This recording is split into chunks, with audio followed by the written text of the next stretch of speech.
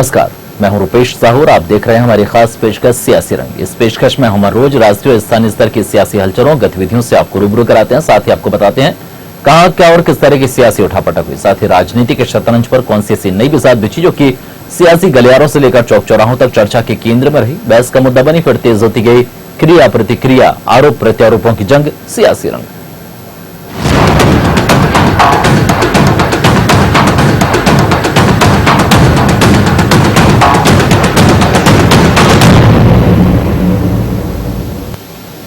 कांग्रेस अध्यक्ष सोनिया गांधी से बिहार के सीएम नीतीश कुमार ने मुलाकात की। बताया जा रहा है कि इस दौरान 2019 में होने वाले लोकसभा चुनाव और आने वाले राष्ट्रपति चुनाव समेत कई अहम मुद्दों पर चर्चा हुई। नीतीश ने मुलाकात में दो टूक कहा कि हमेशा की तरह बीजेपी के झांसे में न आए बल्कि अपना एजेंडा खुद तय करें। साथ ही नीतीश ने सोनिया से विपक्ष का नेतृत्व करने की अपील की।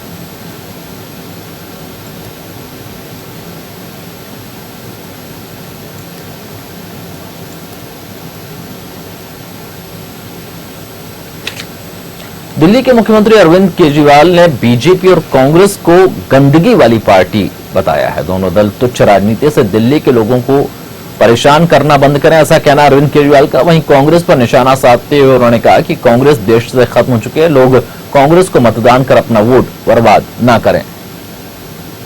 पहली चीज तो मैं बीजेपी और कांग्रेस वालों से हाथ जोड़ के विनती करना चाहता हूं कि अपनी इस तुच्छ राजनीति से मेरे दिल्ली के लोगों को परेशान करना बंद करें।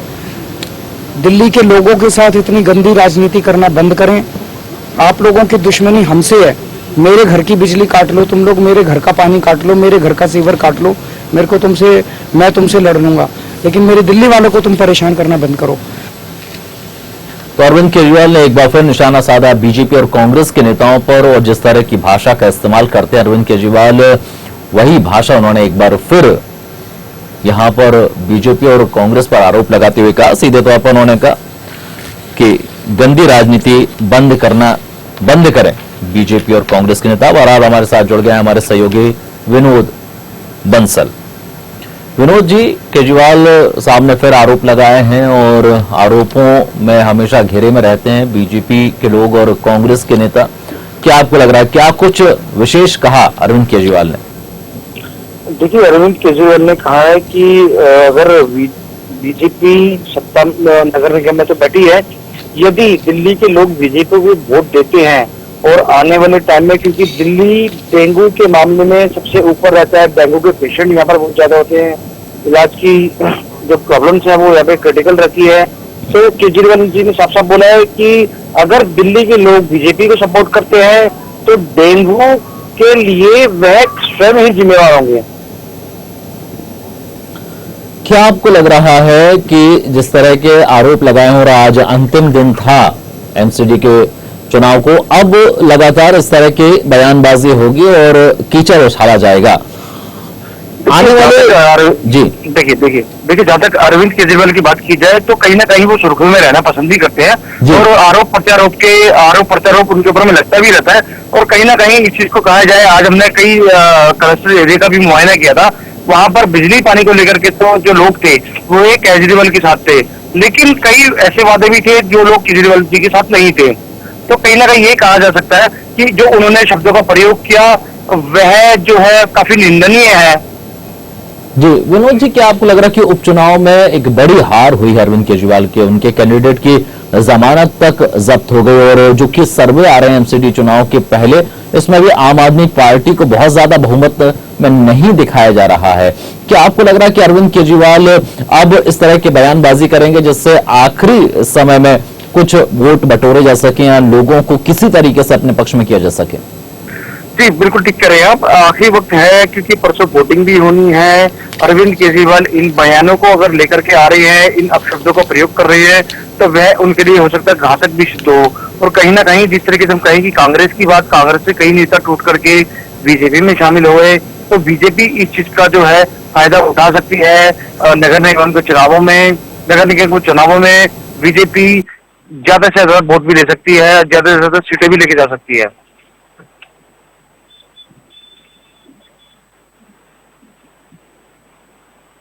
जानकारी के लिए तो विनोद बंसल भी मान रहे हैं कि आने वाले समय में अब और तीखे आरोप प्रत्यारोप का दौर शुरू होगा।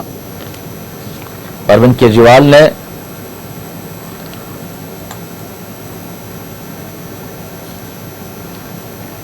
सीधे आरोप लगाया है बीजेपी और कांग्रेस के लोगों पर और उन्होंने तुच्छ राजनीति करने का आरोप लगाया।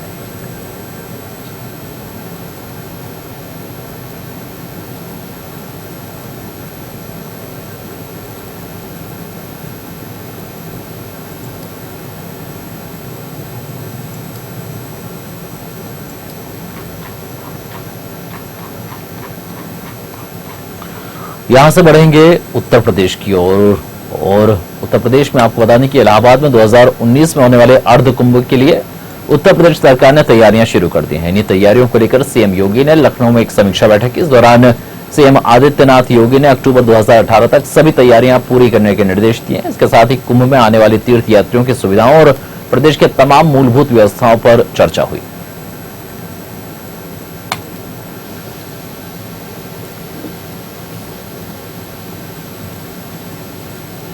कुंभ मेले को लेकर के अच्छी से अच्छी सुविधा देश और दुनिया से आने वाले तीर्थयात्रियों को दी जा सके, इस संबंध में आज विस्तार से चर्चा हुई, आवश्यक निर्देश दिए। वर्ष 2019 में जो अर्ध कुंभ इलाहाबाद में होना प्रस्तावित है, उसी की तैयारी के संबंध में आज मीटिंग हुई थी और जो पहले की तैयारियां हैं उसी के संबंध में एक एक करके विभिन्न विभागों की, चाहे वो परिवहन से संबंधित हो, चाहे प्राधिकरण से संबंधित हो, स्वास्थ्य से संबंधित हो या पर्यटन से संबंधित हो, जो भी हमारे श्रद्धालु अर्ध कुंभ में आएंगे उनके आने से लेकर 30 किलोमीटर के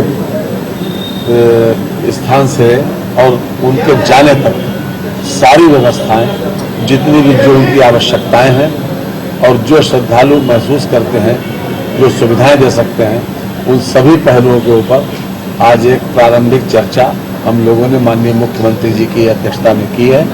आज मुख्यमंत्री जी ने सभी मंत्री और अधिकारियों को लेकर जो कि अर्ध कुंभ के अंदर जो आने वाला है 2019, उसकी एक समीक्षा पहली बैठक करी और इसको पहले से शुरू कर दिया, क्योंकि इस दफे का अर्ध कुंभ जो है बहुत बड़ा होएगा और इसको हम लोग खाली देश के अंदर नहीं, विश्व भर में भी इसकी चर्चा करके लोगों का आने की संभावना हम देख रहे हैं।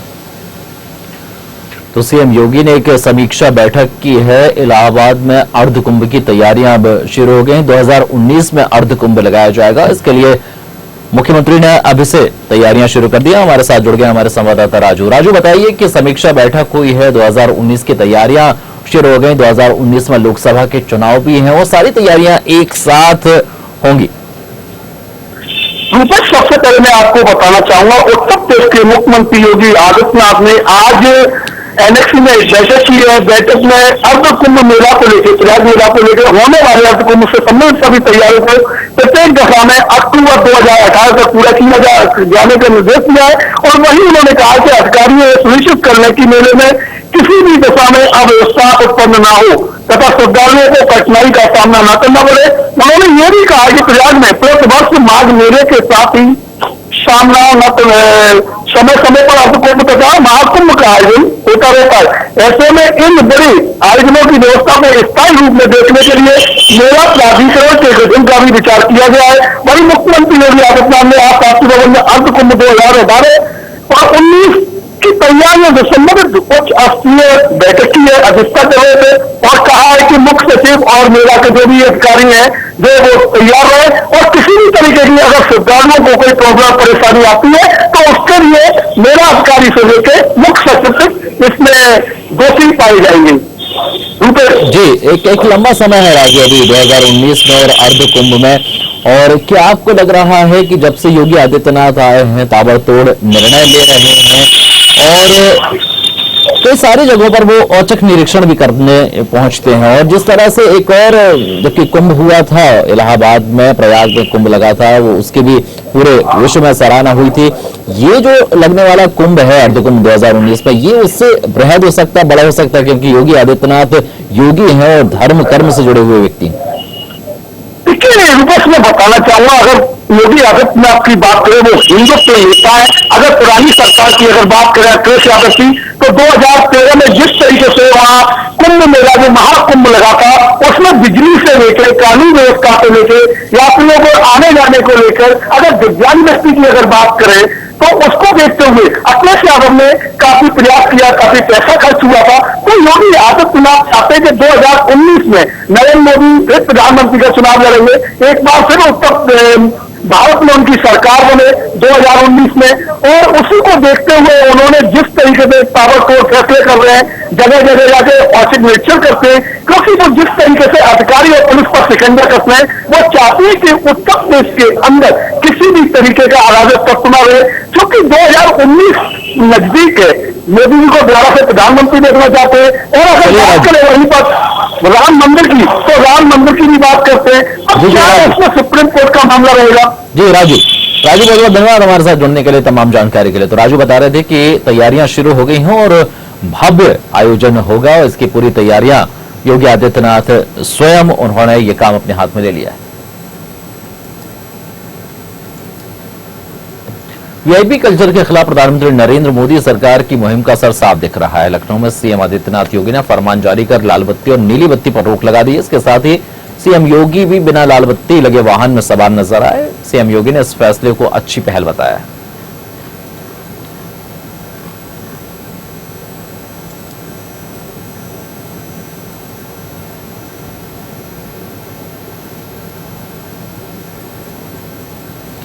तो सीएम योगी आदित्यनाथ ने एक अच्छी पहल बताया है, जिस तरह से उन्होंने लाल बत्ती पर रोक और प्रतिबंध लगाने की बात केंद्र सरकार ने कही थी। बहरहाल हमारे साथ जुड़ गए हमारे political editor RC Bhatt. RC Bhatt ji, CM Yogi ने अपनी गाड़ी से लाल बत्ती हटा दी है, उन्होंने प्रशंसा की है प्रधानमंत्री नरेंद्र मोदी की, और नरेंद्र मोदी साहब का जो एजेंडा है अब उसको साकार करते हुए नजर आ रहे हैं उत्तर प्रदेश में योगी आदित्यनाथ। देखिए रुपेश, लाल बत्ती का कल्चर हटाने से कुछ नया नहीं बन पाएगा। लाल बत्ती एक निशानी हुआ करती है, खासतौर पर वीआईपी की, लेकिन निश्चित रूप से दो आदमी की खुद की जो कन्वाई होती है, यानी कि गाड़ियों का लंबा काफिला और उस पर हूटर लगा हुआ, खासतौर पर कई सशस्त्र गार्ड, तो ये तमाम चीजें भी वीआईपी कल्चर को दिखाती हैं। लाल बत्ती हटती है लेकिन आदमी उसी तरह का सिस्टम लेकर चलता है, तो निश्चित रूप से वीआईपी कल्चर समाप्त नहीं होगा। लोगों ने कहीं न कहीं प्रधानमंत्री की इस पहल का स्वागत किया है, और जिस तरह से उत्तर प्रदेश के मुख्यमंत्री योगी आदित्यनाथ ने अपनी लाल बत्ती उतारी, उप मुख्यमंत्री केशव मौर्य, दिनेश शर्मा दोनों ने अपनी लाल बत्ती उतारी, और खासतौर पर तमाम मंत्रियों में ये हो लग गई कि हम अपनी लाल बत्ती को अपने हाथ से उतार कर जो है वो धूलसारित कर दें। तो निश्चित रूप से एक दिखावे की बात है, और कहीं न कहीं लाल बत्ती का कल्चर बहुत पहले समाप्त हो जाना चाहिए था, क्योंकि जनप्रतिनिधि है, जनता के प्रतिनिधि है, जनता इनको चुनके भेजती है। और चलिए एक लोक लुभावन निर्णय तो जरूर है आरसी भट्ट जी, जिस तरह से केंद्र सरकार ने निर्णय लिया, प्रधानमंत्री नरेंद्र मोदी ने जो निर्णय लिया है लोक लुभावन निर्णय, लेकिन आपको लगता है कि प्रशासनिक व्यवस्था में इसके कुछ दुष्परिणाम भी सामने आ सकते हैं? देखिए, ये मामला सुप्रीम कोर्ट में था, और सुप्रीम कोर्ट ने इस पर कुछ निर्णय भी दिए थे। उस निर्णय को लेकर ये लगता था कि आगे चलकर लाल बत्ती का जमाना लग जाएगा, और हुआ भी ये। प्रधानमंत्री ने एक पहल की, उस पहल का हर तरफ से स्वागत हुआ। और दुष्परिणाम की अगर हम बात करें तो निश्चित रूप से ये देखें कि अगर कोई सीनियर आईएएस ऑफिसर अगर वो बाइक और कोई गाड़ी उसकी रोड हेडअप कर ले, तो कानून व्यवस्था का स्थिति भी संकट बन सकता है, या फिर उसको कॉमन मैन समझकर जो है उसके ऊपर कोई प्रहार कर दे। बहुत सारी चीजें हैं। फ्लैशर लाइट जो है हमेशा ये दर्शाती है कि ये व्यक्ति आम नहीं खास है, और थोड़ा दूरी बना के चलिए। लेकिन उसमें ये दृष्टिकोण दिखाया जा रहा है, और एक प्रदेश में, पूरे देश में माहौल बनाने की कोशिश की जा रही है कि साहब अब तो सब जनता जैसी है, बराबर है, यानी कि जनता को एक संदेश देने की कोशिश की जा रही है कि साहब कोई लाल बत्ती से नहीं चलेगा, सारे लोग जो है जनता के नौकर हैं, चाकर हैं, और पूरी तरह से जो है समर्पित हैं। ये दिखावा है, एक पूरी तरह से दिखावा करने की कोशिश की जा रही है, और पूरे देश जी निश्चित तौर पर एक लोक लुभावन निर्णय है, और ये जिस तरह से बट साहब बता रहे हैं कि एक दिखावा की इस समय राजनीति की जा रही है। बहुत बहुत धन्यवाद आरसी भट्ट जी हमारे साथ जुड़ने के लिए, तमाम चर्चा के लिए। तो आरसी भट्ट जी कह रहे हैं कि एक दिखावे की राजनीति है और आने वाले समय में लोगों के बीच ये संदेश दिया जा रहा है कि जो आम लोग हैं, खास लोग, उनके बराबर ही अब आ गए।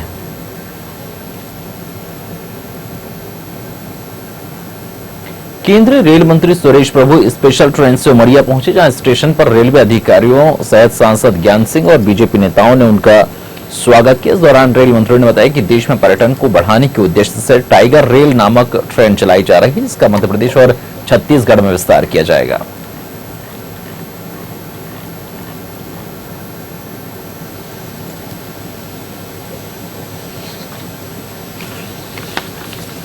टाइगर रेल करके स्पेशल ट्रेन की एक सर्किट आईआरसीटीसी के द्वारा शुरू करेंगे और उसको मैंने हरी झंडी दिखाई थी और ट्रेन सर्किट अभी चल रही है।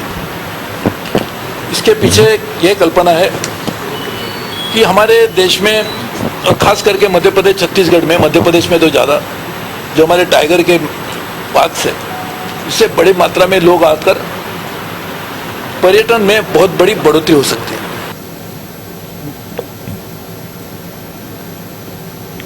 तो सुरेश प्रभु स्पेशल ट्रेन से उमरिया पहुंचे और उमरिया टाइगर रिजर्व के लिए जाना जाता है आसपास का क्षेत्र। हमारे साथ जुड़ गए हैं हमारे संवाददाता ब्रजेश श्रीवास्तव। ब्रजेश, कितना अहम दौरा है सुरेश प्रभु का, और जो नई ट्रेन की उन्होंने घोषणा की है, टाइगर ट्रेन की शुरुआत की जाएगी यहां पर, कितना अहम घोषणा? ब्रजेश, क्या आप हमें सुन पा रहे हैं? जी ब्रजेश, जिस तरह से सुरेश प्रभु ने बताया कि मध्य प्रदेश खासतौर पर टाइगर रिजर्व के लिए जाना जाता है और काफी बड़ी संख्या में टाइगर यहां पर अभयारण्य में मौजूद है और लोगों के बीच एक आकर्षण का केंद्र बने, पर्यटन का हब बने, और इसके लिए एक ट्रेन भी वो शुरुआत कर रहे हैं, तो कितना बड़ा फैसला है इस क्षेत्र के लिए? रुपेश जी, हम आपको बता देना चाहते हैं कि कल रात को आपके रेल मंत्री सुरेश प्रभु जी यहाँ उमरिया पहुंचे थे। उसके बाद वो बांधवगढ़ गए थे। बांधवगढ़ में जब बांधवगढ़ में सुबह टाइम टाइगर के दर्शन किए और पूरे सफारी किया, उसके बाद देखा कि यहाँ पर मतलब अच्छा खासा टूरिज्म आता है, विदेशी टूरिज्म ज्यादा आता है यहाँ पर। इस कारण से उन्होंने ये फैसला लिया। ये फैसला अच्छा है और पर्यटन को बढ़ावा मिलेगा। आपको लगता है कि यहाँ लोगों को सुविधा भी होगी इस नई ट्रेन से? देखिए, सबसे पहले तो यहाँ कुछ ट्रेनें रुकती नहीं है, उनका स्टॉपेज मिल जाएगा। उसके बाद जब ये नई ट्रेन स्टार्ट होगी तो ये जो क्या यहाँ के जनप्रतिनिधियों ने सुरेश प्रभु जी से मांग रखी? जी रखी थी। कल मतलब सांसद ज्ञान सिंह जी भी आए थे शहडोल संभाग के। उन्होंने कहा था कि उमरिया एक अच्छा टूरिस्ट प्लेस है, यहाँ पर टूरिज्म के बहुत अच्छे चांसेस हैं। अगर यहाँ पर ट्रेन सुविधा बढ़ा दी जाए तो अच्छा रहेगा, टूरिज्म को बढ़ावा मिलेगा।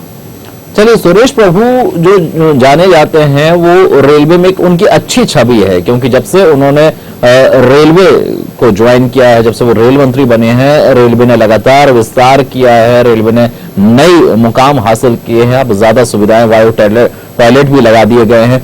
आपको लग रहा है कि उमरिया वालों को या उमरिया के जनप्रतिनिधियों को भी एक उम्मीद जगी है, जबकि खुद सुरेश प्रभु यहाँ पर पहुंचे थे? देखिए, जब से हमारे ख्याल से उमरिया जिला बना है और उमरिया जिला बनने के पहले सबसे पहले रेल मंत्री जो उमरिया आए हैं, उन्होंने ये आश्वासन भी दिया है कि टूरिज्म को बढ़ाने के लिए हम यहाँ पर रेल की सारी व्यवस्थाएं करेंगे। इससे लोगों को उम्मीद बढ़ी है और लगता है कि उमरिया को रोजगार भी मिलेगा इससे। जी, बहुत बहुत धन्यवाद हमारे साथ जुड़ने के लिए, तमाम चर्चा के लिए ब्रजेश श्रीवास्तव। सियासत कब रंग बदल ले कहा नहीं जा सकता, पर हर रंग को हम परखेंगे और उसकी सच्चाई आपके सामने लाएंगे। वादा कल भी निभाएंगे। आज के लिए इतना ही, नमस्कार।